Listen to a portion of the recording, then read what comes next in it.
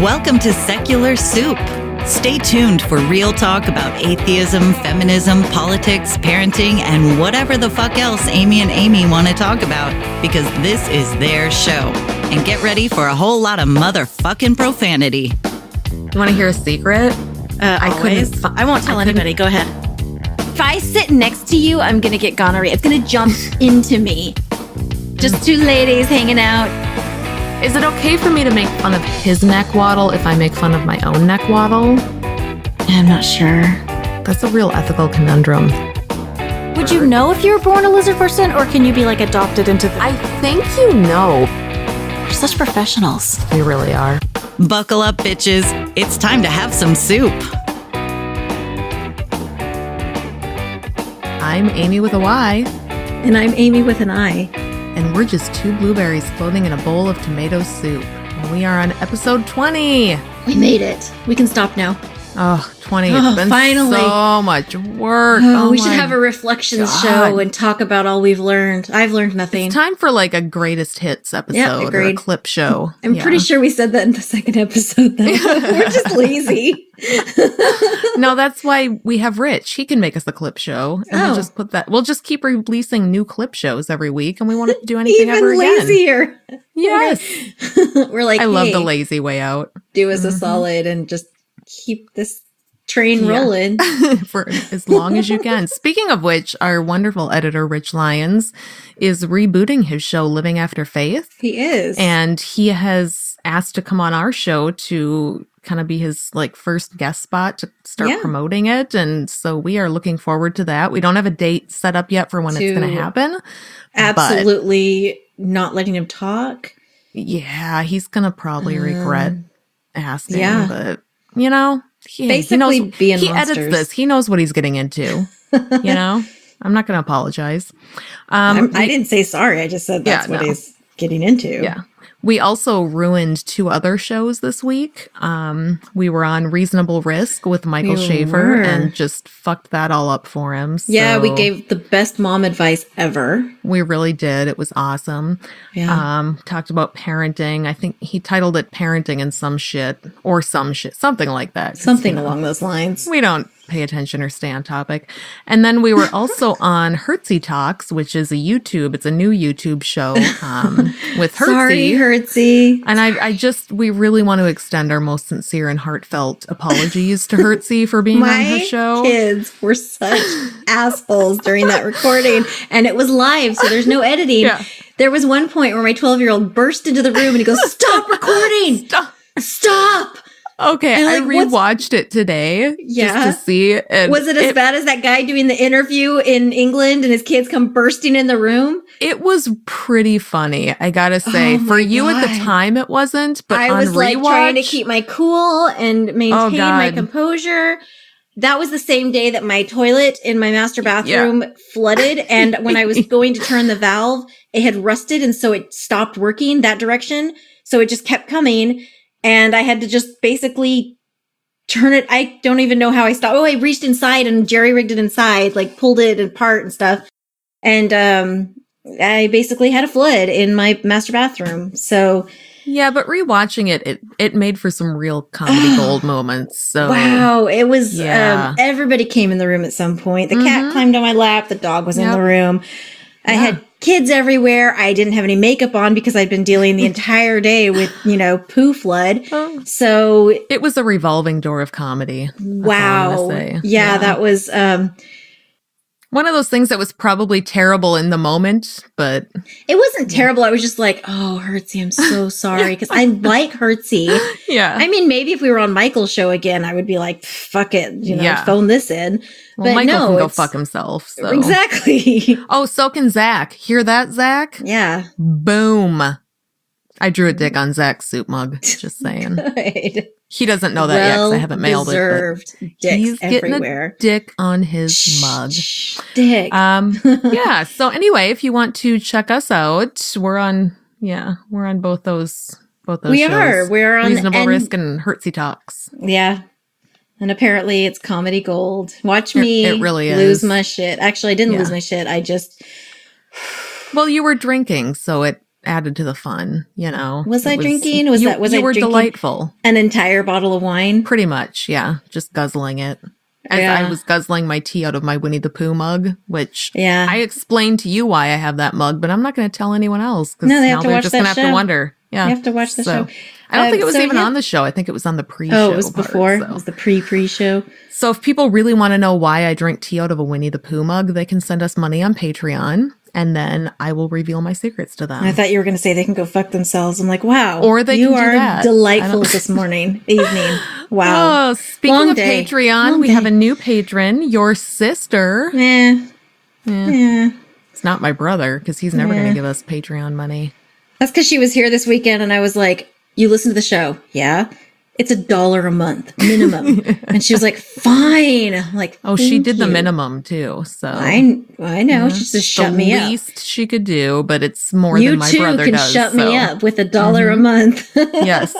And then we throw it in my direction.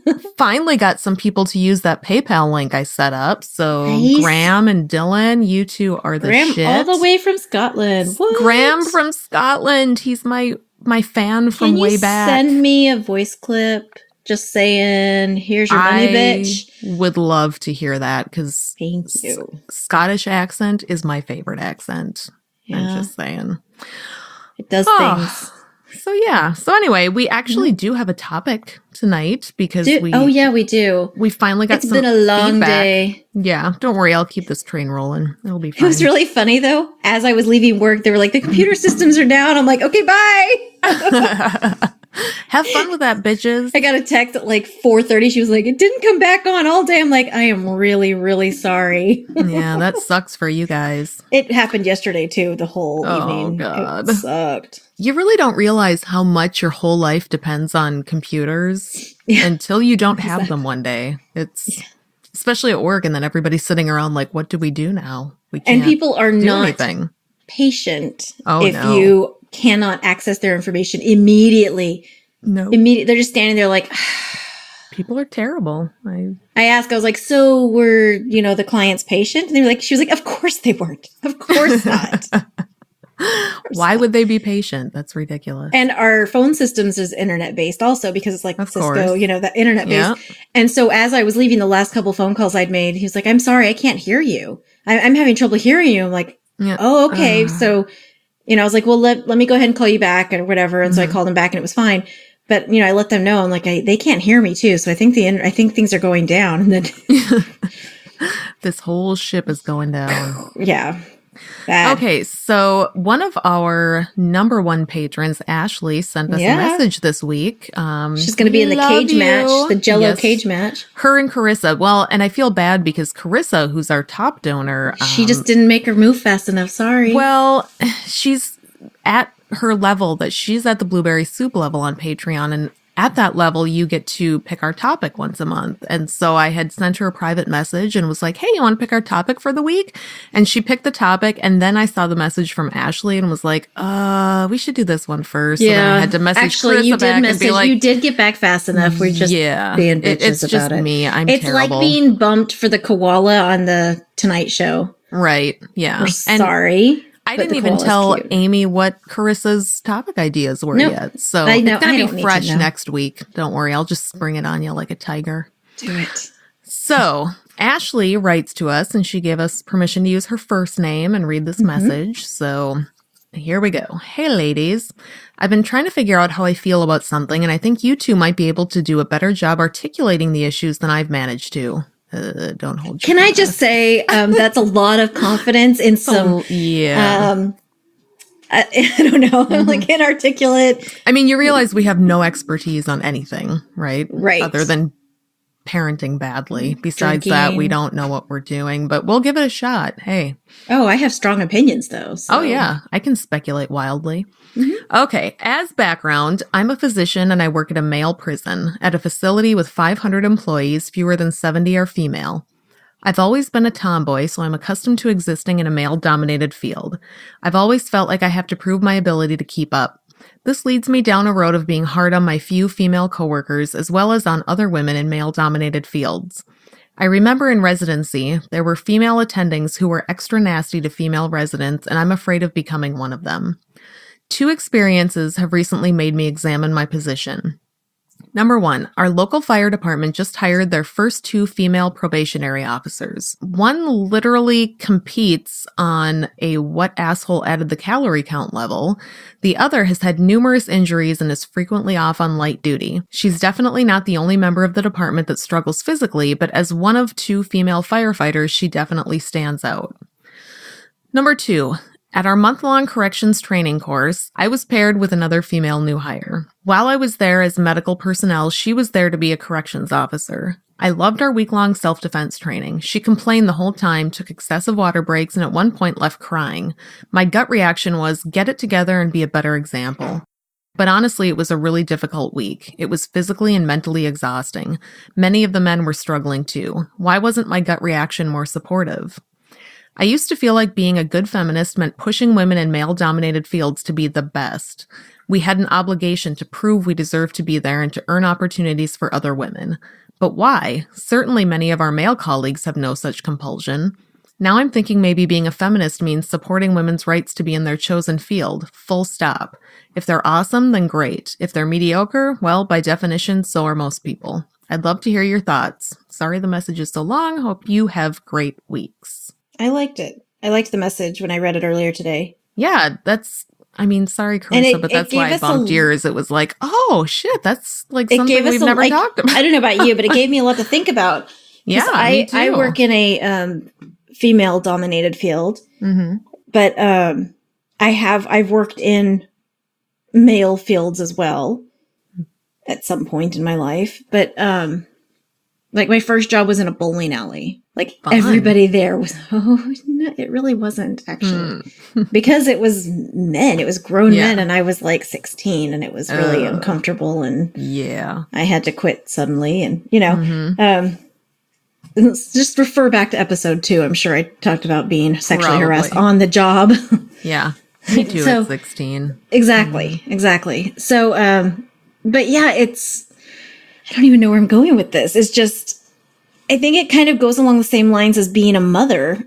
You can't just say, oh, all moms are good if they stay home or all moms are good if they work. Like it's what works best for you. It's the best way to be supportive of the way people choose to do it. Well, and I think part of what she's coherent saying, at all? Sorry, Ashley. Yes, it is. Okay.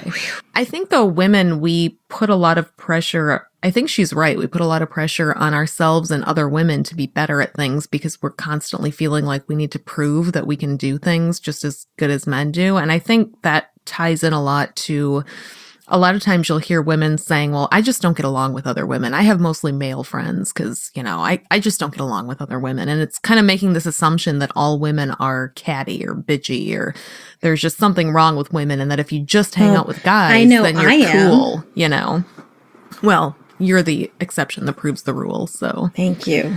Yeah. I have a lot of, there are times that I'll be with a group of women and just feel out of place because I don't like scrapbooking or being a good mom or going to my kids' soccer practice. And I don't know. I think a lot of this goes into what we consider to be gender roles. Whose role is it to do what? Whose job, quote unquote, is it to do the heavy lifting or to, I don't want to lift light things.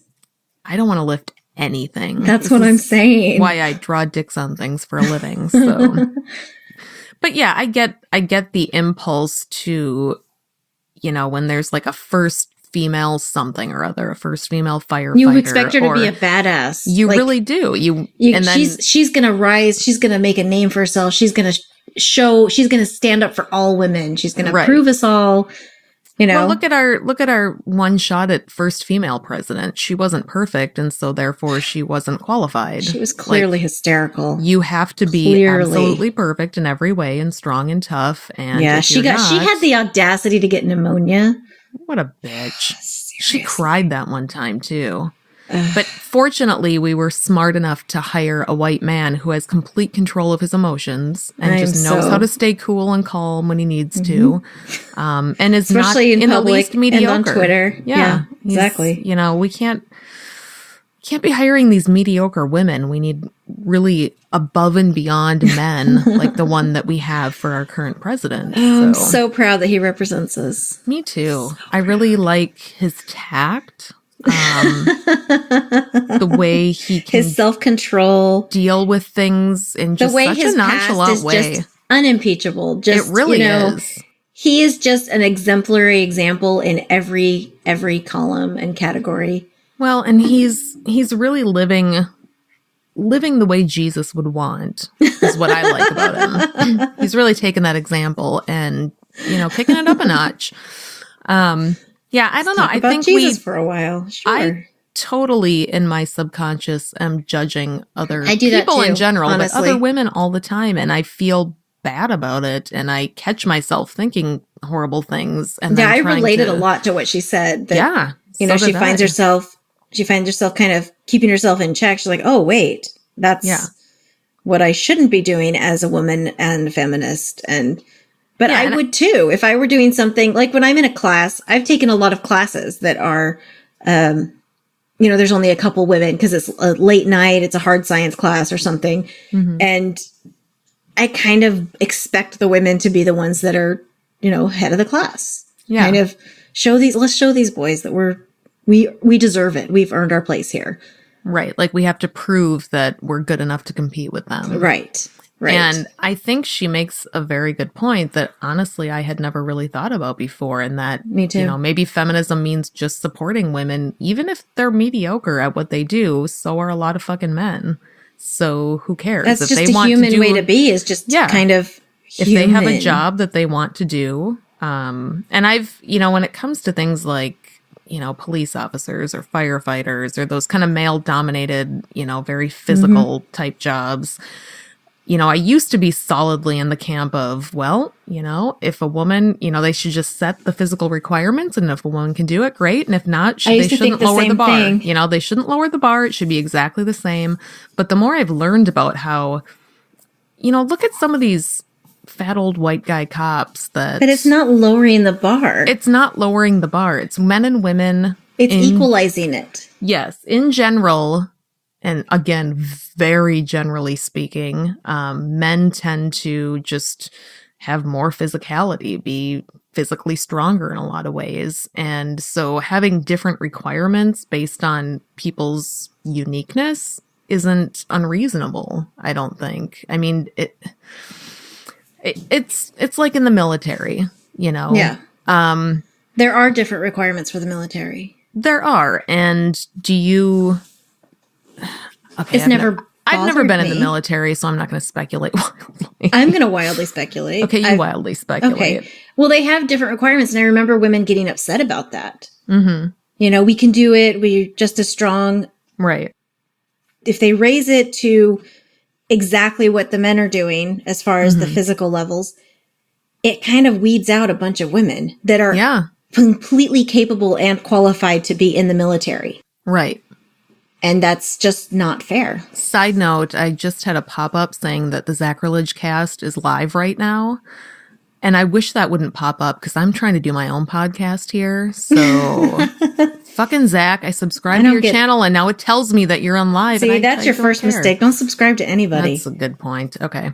I thought I had heard at some point somebody from the military saying, you got to be able to carry a 150-pound guy on your shoulder out of a situation. But there's enough dudes. When is that? Let him not only stay. That, but how often does that actually happen? He can crawl his way out. Only one guy there, and why is that the requirement? Maybe we should think about why we've put these arbitrary requirements in place. Well, I understand. Okay, so I understand firefighters needing to be able to carry a certain amount because they have to carry people out of buildings, right? Very often. Mm-hmm. But for the military. The odds are you're going to be stationed somewhere and not be somewhere where you're going to have to drag someone out. Yeah, it's not 1776 anymore. The military has changed. It's not... No, yeah. It's... Again, there's speculating wildly because I'm not in the military and I'm not an expert. I've seen Forrest Gump. I've seen it too, a lot of times. Black Hawk Down. I'm pretty sure. And I've seen the Arrested Development episode where he was playing soldier. I've seen Renaissance Man. I think that's what it was called, Renaissance Man. The one with Danny DeVito where he goes and works on an army base with the kids and teaches them Shakespeare. It's a good movie from the 90s. Go back and watch that. I like Danny DeVito. Yeah. Hey, Renaissance Man. I could be totally wrong about the name of that movie, but I'm pretty confident that's what it's called. At any rate. I think Ashley makes a very good point about we need to just support women in what they want to do and find ways to help them do it. Yeah, if they want to be if a woman wants to be a nanny, she can be a nanny. If a woman wants to be a physicist, cool. That's a male-dominated field. Yeah. Whatever she wants to be, if she's confident and happy and, she likes her choice, who are we to say, well, as a woman, you really should represent us better? Yeah. No one woman should be forced to represent every woman on the planet. All women. I mean, who are they, Michael, representing all men? Yeah. Seriously? That is the goal of this podcast, to represent all women in the atheist movement. Yeah, but aside from that, I don't think sorry, all women.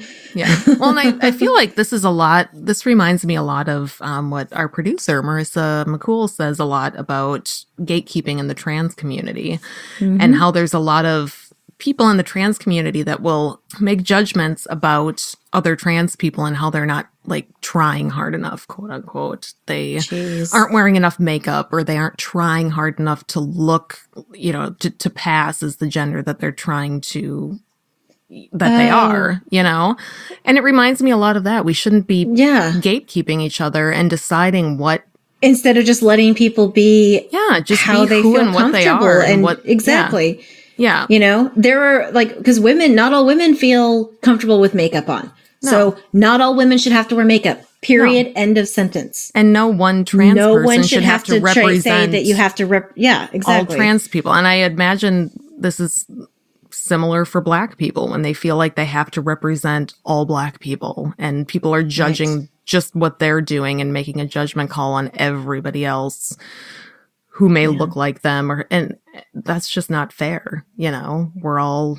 Although there's those names, that, I've met a person named whatever, therefore all of them are douche nozzles or whatever. I'm like, you mean like true. You mean like the name Amy? Probably. If you've met one Amy, you've met them all. Exactly. They're all bitches. They're all the worst, except for me. I'm the best one, so. Except you spell your name wrong. Whatever. I think we can all agree Y is the correct spelling, so. So that was my thought process today. Was it was really interesting, and she makes a fair point. She really does. And I've never really worked in a heavily male-dominated field. Yeah, I did very briefly. I can't put letters on the end of my words today. I've done a lot of shit, but I don't think any of it was male-dominated. Is drawing dicks on mugs male-dominated? It's male-influenced, but I don't think it's male-dominated. Okay, that makes male-inspired, maybe? Maybe, yeah. Yeah, I don't know. Are you appropriating dick culture? Yep. Wow. Am I supposed to apologize for that? I don't know. I'm not sure. Get back to us on that, Michael. How do you feel about it? Michael is the token dick. So today at work, this has nothing to do with anything. Like I said, that should be the name of our podcast. This has nothing to do with anything. So like I've said before, I work in an office with 7 other women. It's an office. It's an all female office, and so it's like, and today we were just chatting, and I was telling this other lady who's another single mom. And she was telling me about her part-time job that she has on the weekends. And I told her something about, I have a couple side hustles too. And she was like, what are they? I'm like,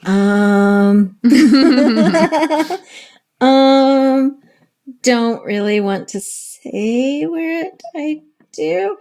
I told her I do radio interviews sometimes. Did you tell her you're a local radio celebrity?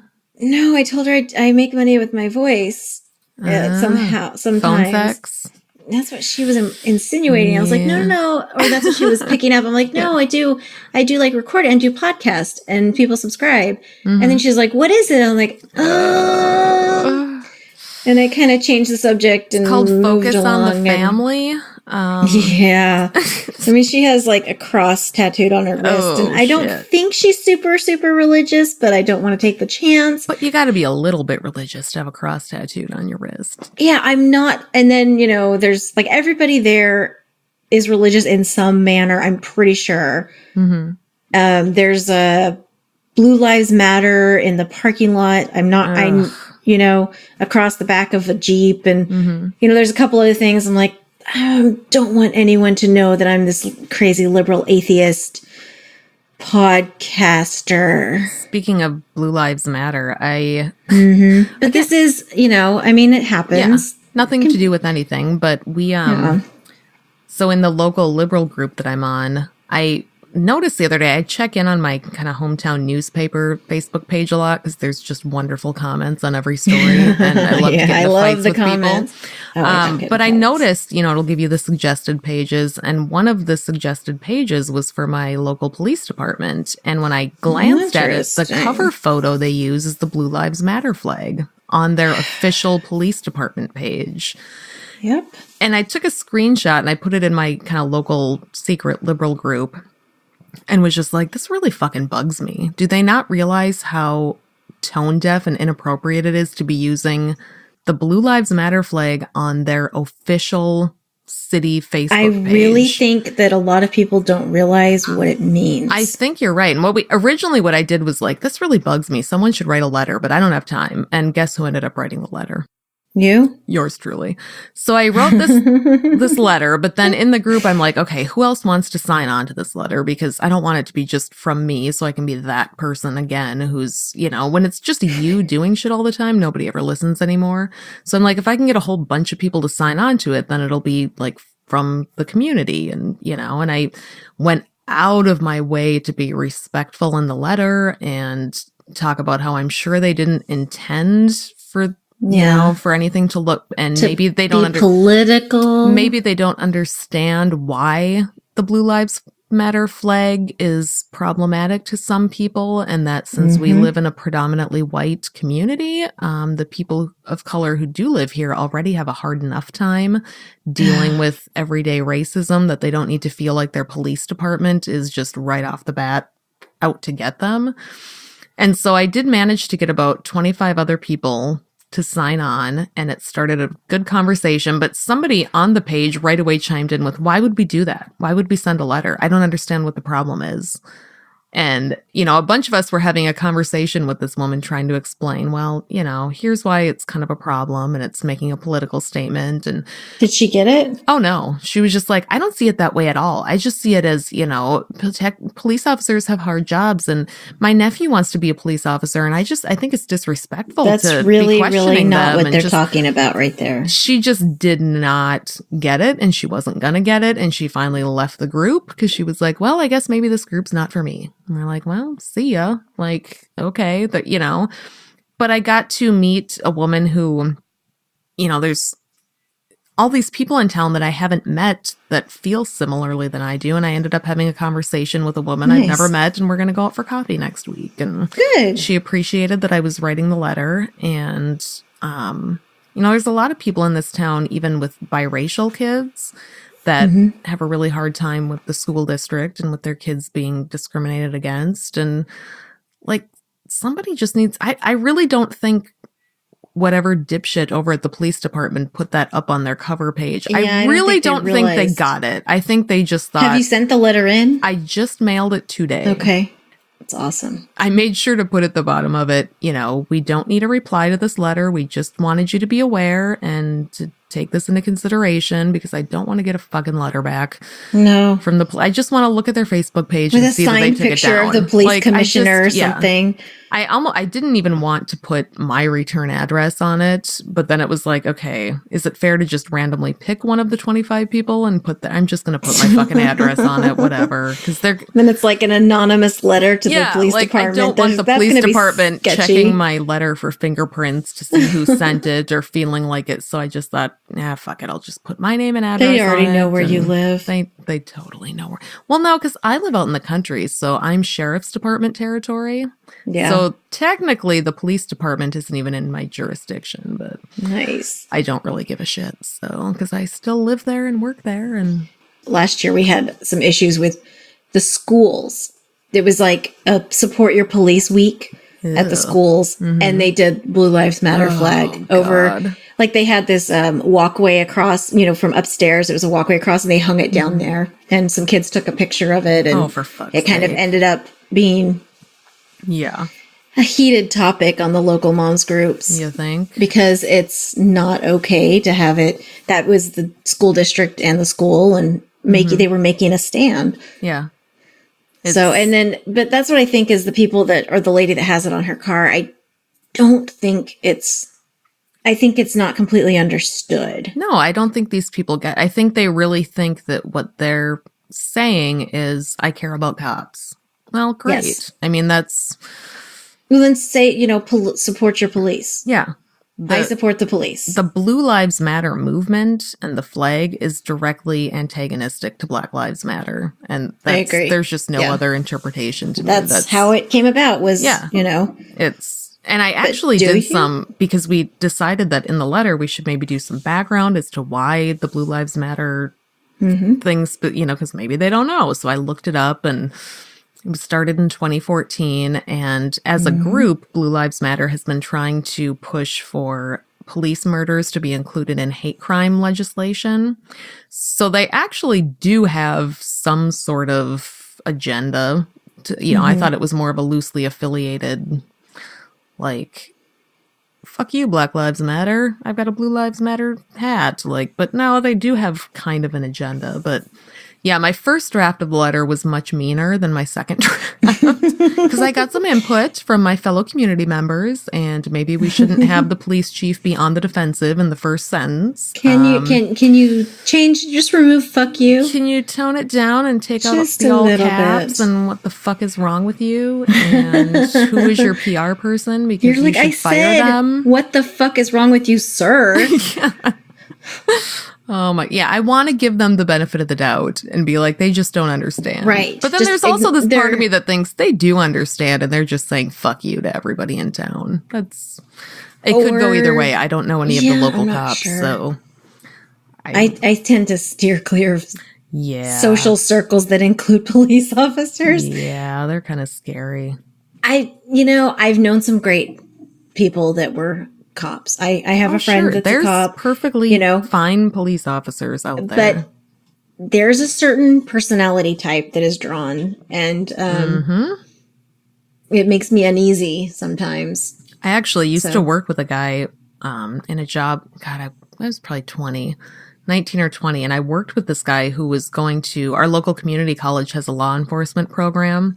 So it's not like a police academy, but you can get a law enforcement AA degree. Mm-hmm. And so this guy was going to school for that. And he used to just hit on me and try to get me to go out for a beer with him. And I remember when he told me he was going through the law enforcement program, just thinking, oh, that fucker should not be a cop, because he had just that aura of dickishness about him.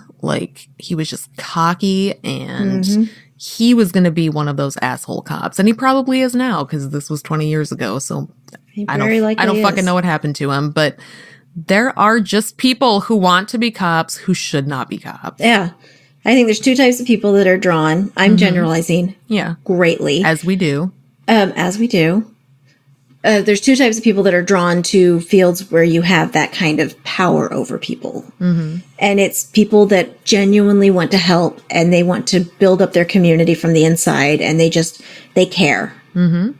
And then there's the people like your friend who want authority. They want authority because they've lacked any kind of control or something, and they're just dicks. Yeah, I watched the Flint Town series on Netflix. I don't know if I talked about this on here, but if you watch that, it's about the Flint Police Department.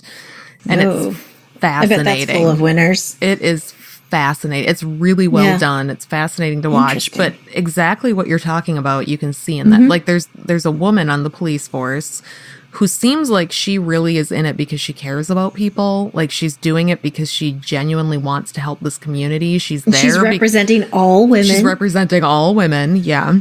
But no, she, even when they're, you know, showing her pulling people over or interacting with people, she's compassionate. Like she's told that somebody was wanted for a domestic dispute, and she thinks she sees him walking down the road, so she kind of pulls over and goes out and just asks him, you know, are you so and so? And he's like, fuck no, I'm not. So she's like, okay, do you have your ID so I can make sure you're not so and so? And the guy's upset, but he pulls out his ID, and she's like, oh, that's not you. Have a great day, bye. And just like, you know, she's not a bitch about it. She's not going to pick a fight unnecessarily. I fucked up. You know, he was swearing at her and shit, but she was like, nope, my mistake. Carry on. Have a good day. Bye. Didn't, you know. But she's dating a guy on the police force who is one of that second kind, who just loves the authority, who loves being a dick to people, who loves his Blue Lives Matter baseball cap, and just loves to talk about how, you know, he goes on a rant at some point about how people, all they want now are these like purple, squishy, nice policemen. And that's not what we need. We need a hard ass to go in there and, you know, take care of business. And people just don't understand. The whole series, I'm thinking, I really wish she would break up with this dick, because she seems so much better than him. And like, she wants to join the FBI, but then if she does, she'll have to move, and she doesn't want. And I'm just thinking, go girl. Leave. Join the Get away from him.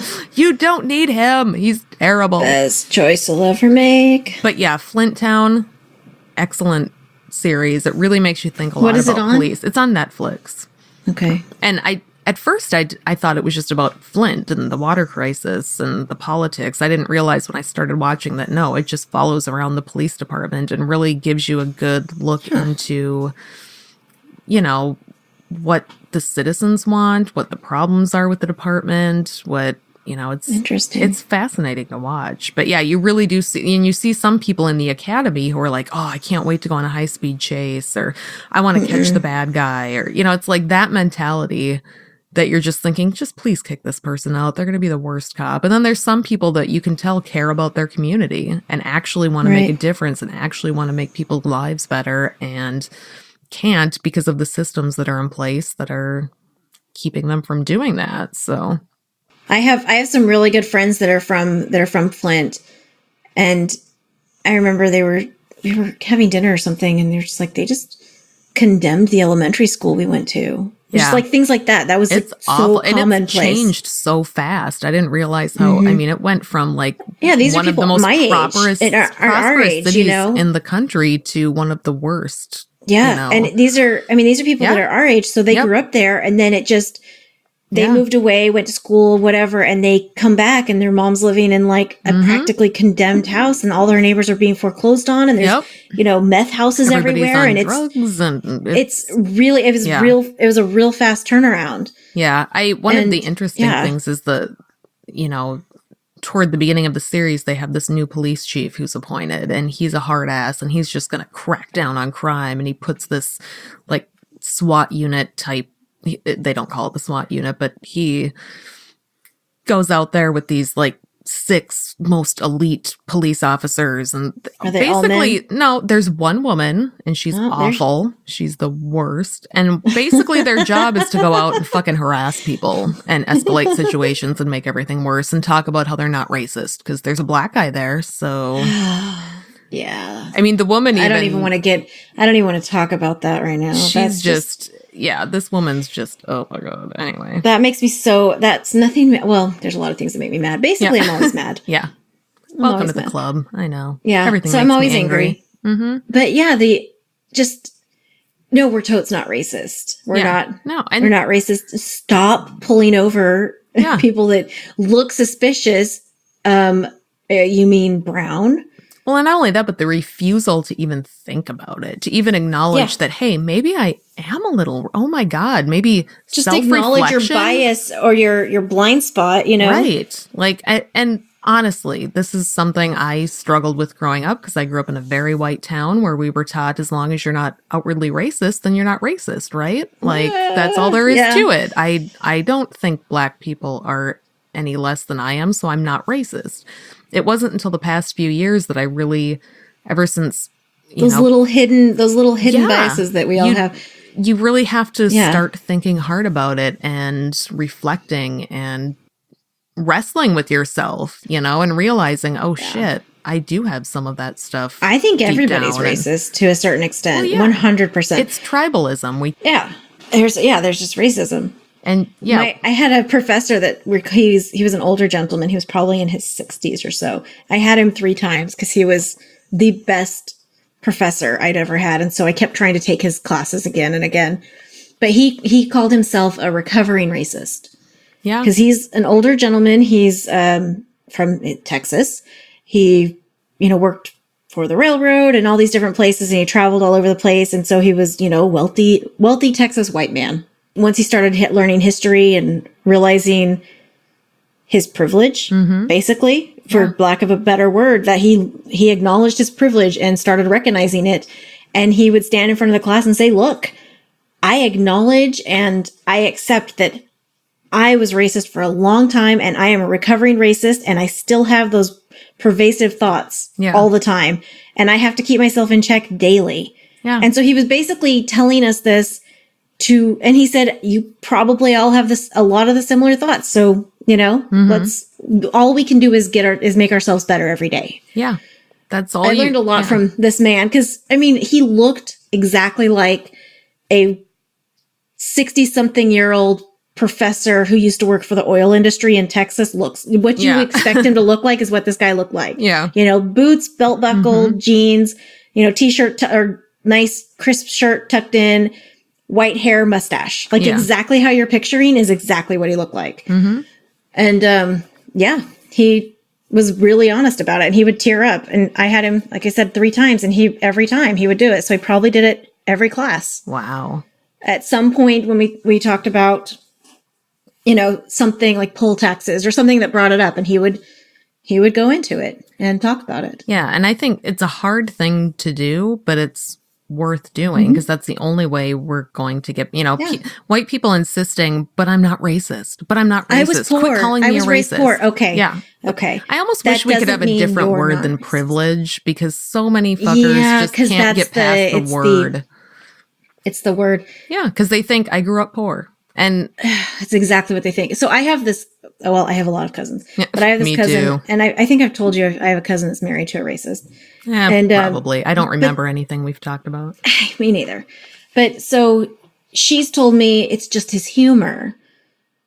It's just his humor. Mm-hmm. He's funny. It's just his humor. I'm like, his humor is fucking racist. If you're telling racist jokes and your friends are telling racist jokes and you're leaving them on your Facebook page until someone calls you out on it and you're not deleting them, you're fighting with the person that's calling you out on the racist shit on your page. Yeah. You're a racist. Mm-hmm. I'm sorry. And I straight up told her that. I was like, if your humor is racist, if your friends are racist, if you find racist jokes funny, you're racist. Yeah. I'm really, really sorry. I hate to break it to you, but you're racist. Yeah. And we have such a skewed idea of what racism is anymore. We just assume that, if we don't run around using the N-word, then we're not racist. We're all good. He does. Yeah, well, yeah. But it's funny when I say it in reference to Obama. Oh my God. No, it's not. It's not funny at all.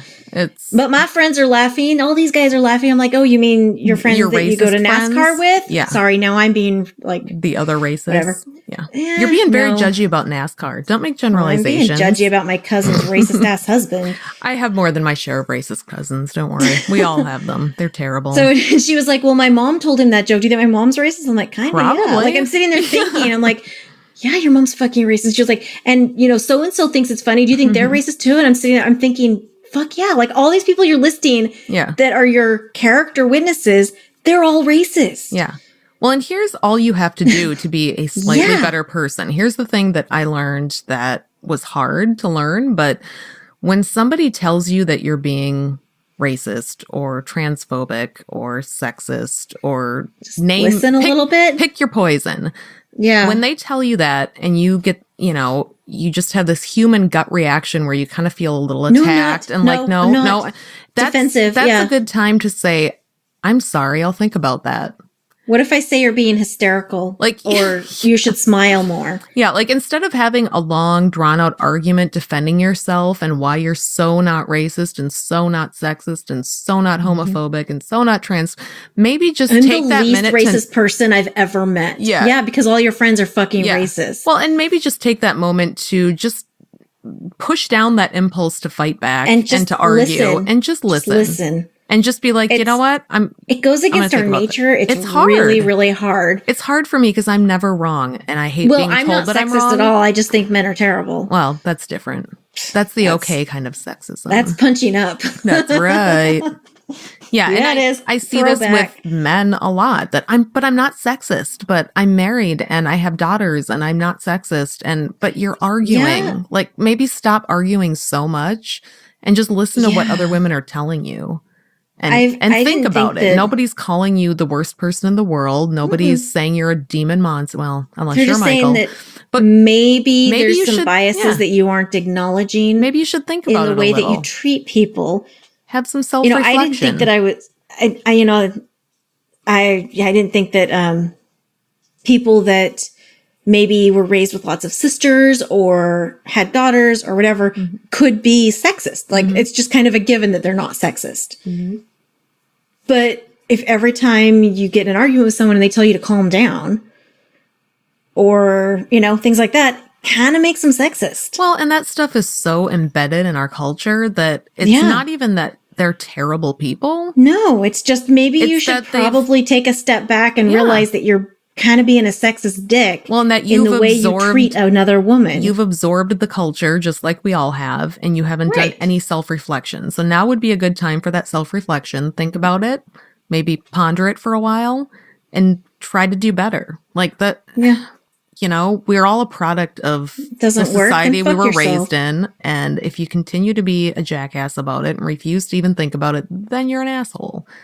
Until then, you're a person trying to do better, like we all are. And, we're all human. Exactly. We're doing our best. Some of us are human. Except for your racist cousins. And okay, it's her husband. All right. But she still makes jokes about it. Yeah. No one internalized. I sent him a private message because I didn't want to make a scene. But he had the most offensive memes I've ever seen to date. Mm-hmm. And this was right after the election, right around then. Yeah. And, so, of course, it was just disgusting, vile stuff. Mm-hmm. And his friends in that thread proceeded to post even worse things and it was just disgusting. And no one said anything. I was sitting there watching it for probably about 3 or 4 hours. I'm like, no one's saying anything. People with the laughing emoji, thumbs up. I'm just like, are you fucking kidding me? And, my aunt liked one of them. Yeah. And, I'm just like, are you guys kidding me? So I sent him a private message. And I sent her a private message saying, hey, your husband has some things on his page that I find really distasteful. Is this something that you guys believe? Is this, whatever? And she was like, what are you talking about? It doesn't. And I was like, okay, well, and she was like, that's him. I'm like, okay, you're right. I shouldn't call you out on that for him. Mm-hmm. So I messaged him and said, hey, it's really distasteful. It's really offensive. I really don't appreciate it.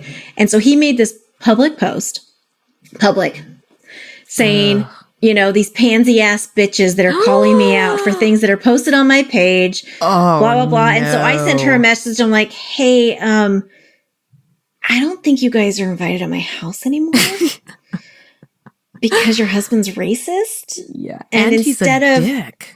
Instead of apologizing, because I wasn't the only one who called him out, it come to find out my sister did and a couple other people. Good. He was probably messaged about 5 or 6 times. Good. By other people saying, hey, this is really inappropriate. It's offensive. I don't appreciate it. Mm-hmm. And the only way some of the memes got taken down is because they were reported to Facebook and taken down by violations. That's how bad they were. It's got to be bad before Facebook will take it down. I've reported some nasty shit. And I always get it's fine.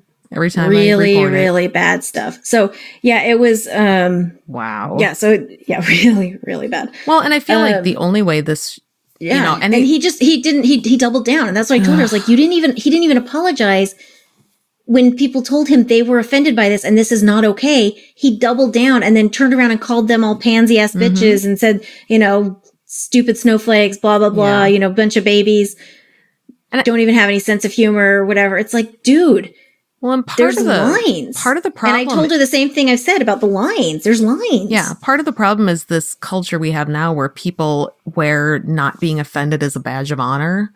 Like, nothing offends me, and I don't give a shit if you're... And this happens a lot in the atheist community, too. You are a middle-aged white man with a Confederate flag in your living room. Yeah. You've never had to be offended. I'm really sorry. I don't care about your, you know, offense level.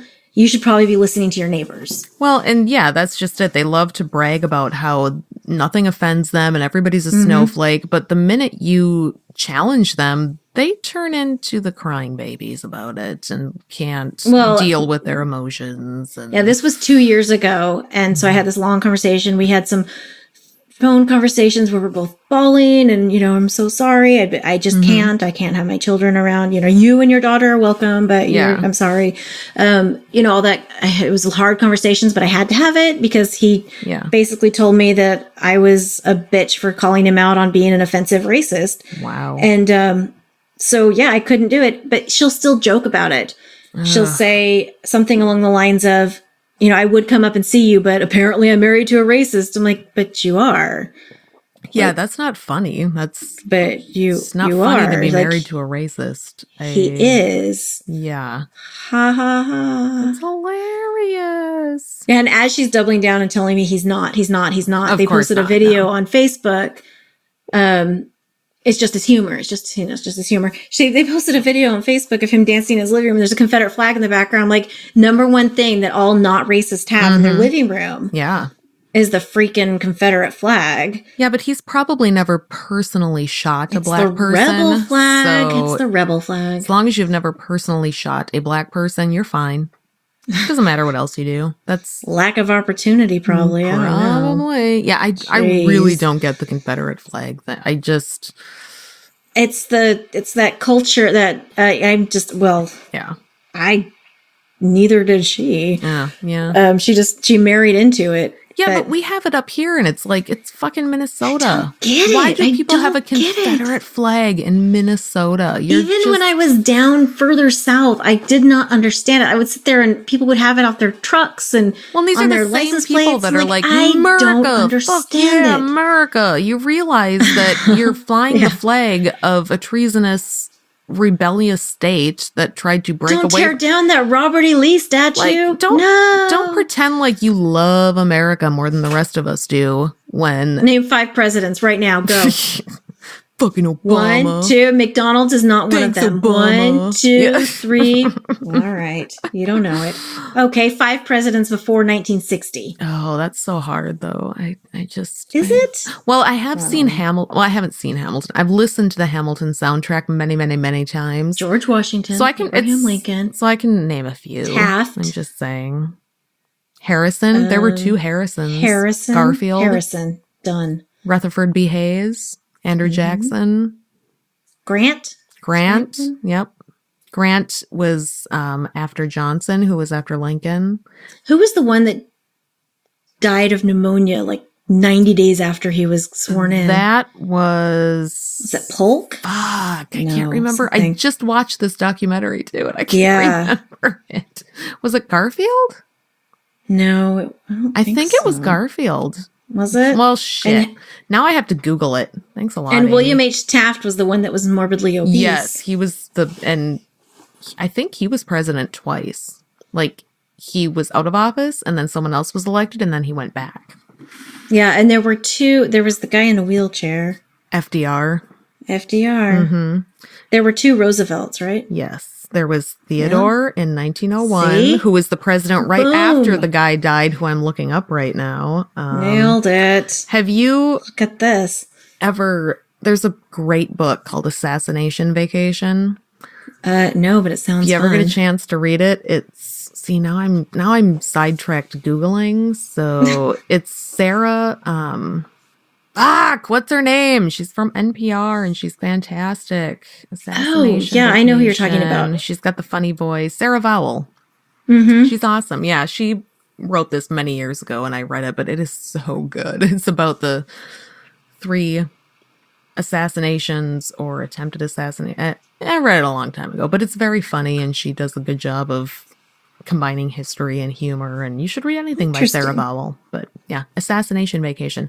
I still haven't figured out which guy. How could you not figure it out? Oh no, it was Garfield. Well, no. Was it? He didn't die of pneumonia though. Garfield was shot, and then then that's not it. Took him a long time to die. There's someone that got sick at the inauguration ceremony. That was Harrison. That was one of the Harrisons. I know. I think it was Benjamin.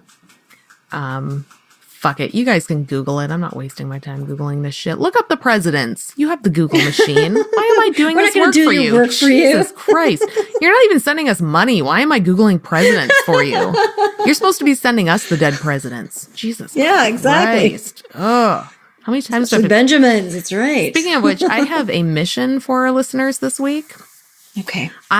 Should they choose to accept it? Yes. So I'm going to make the assumption that everybody listening to this is a little bit awful and snarky, which means that you probably have at least one awful and snarky friend who would enjoy this podcast as much as you do. So your mission this week is to go find that friend and not just tell them about the podcast, text them a fucking link to it, because you know they're lazy. And if you tell them the name, they're never going to go and download it. If they're your friends, you know they're lazy ass. They're just going to be like, that sounds cool. And then they're never going to actually go do it. You're never going to listen to it. So you need to text them a link to the podcast so they can put the earbuds in their ears and hit play for them. That's what I would do. Bring a bottle of wine over to their house and force them to listen to it. Hello, new best friend. Bring a bottle of wine over for me too. Yeah, me too. Well, wait, I don't drink. Forget it. Fuck. Bring her Bring me morphine. I like morphine. I'll take some of that. Oh my gosh, this just took a turn. Cocaine wine? I could do that. Oh, man. Okay. So what time is it? Because I promised my 8-year-old that still good. I would put him to bed tonight, because Monday night are still golden. We did Hertzie talks and I couldn't put him to bed. And then last night I felt shitty and had a headache, so I just went to bed early. My kids lost their shit during Hertzie talk. Oh, man. So your kids were really delightful, though. I enjoyed watching them. They're wonderful children. Yeah. But they were just not okay with me recording on Monday night. The best part ever was just the one bursting in going, "Stop recording!" I was afraid it was an emergency. Oh, I thought for sure he broke a limb. I thought for sure. I'm like, oh my God, somebody's bleeding. She really did. Cool she kept us on task. She did. She kept bringing it back around like, no, we're talking about evil cats right now. Nope. We are not going to go off topic. She is a champion. I commend her for that. She was. Yeah, and we gave her a run. We really did. It was... Michael didn't do too bad on his show, but he has someone really good editing for him. So I think it's more of a feature of the editing by Ari than the actual podcasting by Michael. So. I haven't listened to us on his show yet, but I'm sure it's great. It actually was really good. It was? Yeah. Good. I listened to it. It was. He does this whole boring monologue at the beginning. Just skip that. Okay. Go right to the part with us on it. So okay, good. Yeah. Nobody wants a boring monologue. Jesus Christ, Michael. Although he did... Who gave you the right to use your voice? I don't know. He did send me a message telling me that, because he listened to our last episode and he thinks we should put... or maybe he sent it to both of us. We should put "Secular Soup will do anything for money" on a t-shirt. So I think he did send it to both of us. That's a solid idea. I'm in. That could be our tagline. "Secular Soup will do anything for money." It's true. I'll draw dicks on things. Yeah. Oh, so I need to thank the patrons. Speaking of which, money, let me find if I can figure out how to use Patreon. Then I will view all the current patrons. I have it on my phone. Does that count? Yeah, I do too. I've got the whole computer thing in front of me now, so. Yeah. I'm sorry. I'm looking at the list and there's this really long name and I'm like, oh my God, what did we do? And then I realized it's a current patron who just changed their name and okay, we'll get to it. So our wonderful patrons are Maddie, who is also getting a bowl because I made one for Hertzie, and then I thought if I make one for Hertzie, I got to make one for Maddie because they were the hosts on Atheist Talk, and Maddie is delightful. She is delightful. Oh my God. I got to go out to lunch with her and Marissa, and they're both delightful, but yeah. So I made, and Marissa's already got a bowl, so Maddie will be getting a bowl free of charge because she's just wonderful. The By Any Means podcast, Rebecca, Jerry, Wendy, and then this is where I got stuck here. The next patron is named Dead Naming is Bad and You Should Feel Bad. That's Alice, but don't tell anyone. But yeah, I looked at that and went, shit, did we do that? Are we dead naming people? No. I don't think we did, but maybe we did and we should feel bad. I don't know. I don't think I have. I don't think I have either. If we did, tell us, because we don't want to do that. Dead naming is very bad, and you should feel bad if you do it. Yeah. Okay. Because, I mean, someone tells you what to call someone them. Tells like, you what hey, their my name is. You don't. Hey, my name is Amy. Whatever, Bethany. It's like, no, I've literally told you my name. Yeah. Like 5 times. Yeah, just fucking learn it and call me it. It's not hard. It's really inappropriate and not cool. So Yes. if anyone is doing that, stop it right now. If your friends are doing it, tell your friends to stop. Tell them to knock it off because they're being assholes. So our next patron is a new patron, Jenny Lou, whoever that is. So I've met her. She's aight. Yeah, she sounds boring. Then we have she is. I'm just kidding, Jenny. You sound wonderful. You have a great relative. Boring people can be wonderful too. I'm just saying. Okay. And then Mr. Nathan Dickey, who is also wonderful. He has some show too. He does. So does Mr. Larry Yelling Man. Yes, he does. Some show. I don't know what it is. Which we might do again. Yeah. We're not sure. It'll be fun. And then at our $5 level, or no, not even 5. Those were, I skipped right over them because I'm a fucking terrible person. It's just reading's hard. It's okay. Wait a minute. I'm so confused. Oh, wait a minute.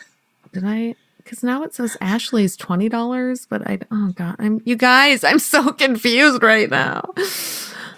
Oh God. Okay. So we have Carissa who picked. It's not even like 8 yet. I know. My brain's already fried. No, mine too. I had a long day at work. Yeah. Carissa who picked our topic for next week, which will be, if I am remembering correctly, how misgendering people can be a matter of life and death and not just simple disrespect. That's a great one.